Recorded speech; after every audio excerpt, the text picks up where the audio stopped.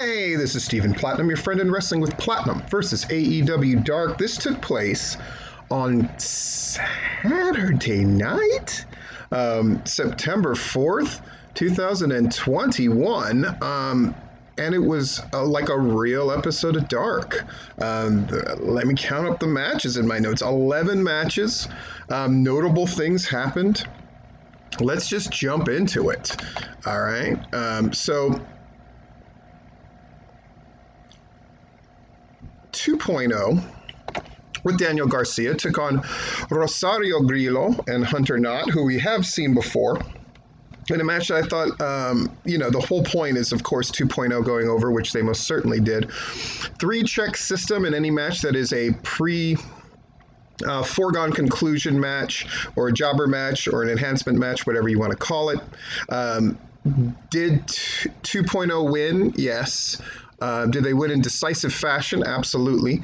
And did the losing team or the contingent look good in defeat or get a disproportionately large amount of offense? The answer to both of those is yes. So I'm going to give this 3 check marks. Next match, Wheeler Yuta against Baron Black. Baron Black always excels at these things, man. Just really, really good. This is the best I think I've seen Wheeler Yuta look in a match. So definitely 3 check marks here. Baron Black definitely doing himself proud here. Julia Hart against Heather Reckless. Julia Hart's in-ring continues to improve. They don't do anything too complicated here. Heather Reckless definitely plays to Julia Hart's strengths, loses to that split-legged leg drop. 3 check marks here. Julia Hart, though, later gets attacked by Nyla Rose and Jade Cargill and gets taken out. So an announcement is made that Sky Blue, after her match with Red Velvet, which was probably one of the best matches on this thing. I thought it was a great move to kind of advance Sky Blue and put her in the buy-in Battle Royal. I thought that was just really cool. Hikaru Shida in the next match against Missa Kate. Missa Kate looks good here, but Hikaru Shida definitely wins in very dominant fashion. Hikaru Shida, who's definitely laid low, picked up a bunch of wins on Dark and Dark Elevation, but for the most part, not really been in the mix with a feud or anything like that. I'm curious why that is, and curious if we're going to see her really break out in the buy-in Battle Royal. 3 check marks moving on. Red Velvet and Sky Blue. Again, I thought it was a really great exhibition for Sky Blue. And Red Velvet, with that final slice move, she's no longer doing the running kick thing. She's doing the move that MVP did, but Red Velvet does it better than anybody I've ever seen do it. That's just me being totally honest. Red Velvet definitely feeling it.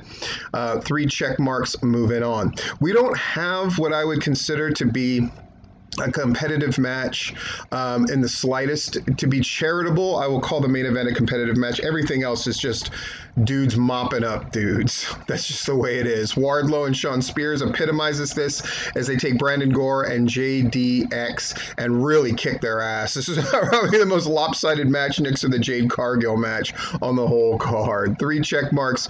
I love this team of Wardlow and Sean Spears. Could this be foretold that perhaps the Lucha Brothers are going to win these tag titles because they have a number of heel teams that they've been sort of showing off lately? We'll see. John Silver and number 10 with Alan Angels at ringside against Zachariah and Ren Jones. Again, anytime you wrestle the Dark Order, you're going to have to really keep up with the complexity and the combos that they do. But Zachariah and Ren Jones do a good job here. 3 check marks. And moving on. Again, nothing of real consequence happened beyond the Julia Hart thing on this show. I just got to make that clear. Penelope Ford with the bunny.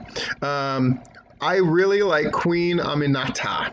And I really like her here. Penelope Ford looking more and more confident, which is good. There was a time where I would have considered her sort of like sub-average, but now I would put her in the average to above average category as far as in-ring goes. 3 check marks.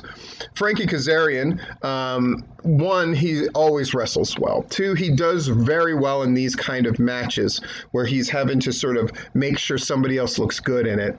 And in this case, he really gets someone primed to work with. Dean Alexander, I think a lot of, and he and Frankie Kazarian, besides the main event, probably put on the best match of the night. 3 check marks. Moving on. And then Frankie wins with the crossface chicken wing. Jade Cargill makes very short work of Blair Onyx, and they really use this as an excuse sort of talk up that women's battle royal. 3 check marks. Looks like we're gonna have an all 3 check mark night. Now we have a competitive match, which we grade on in a slightly different way, but it's still 3 check marks. Jurassic Express with Marco Stunt at ringside, and Chaos Project.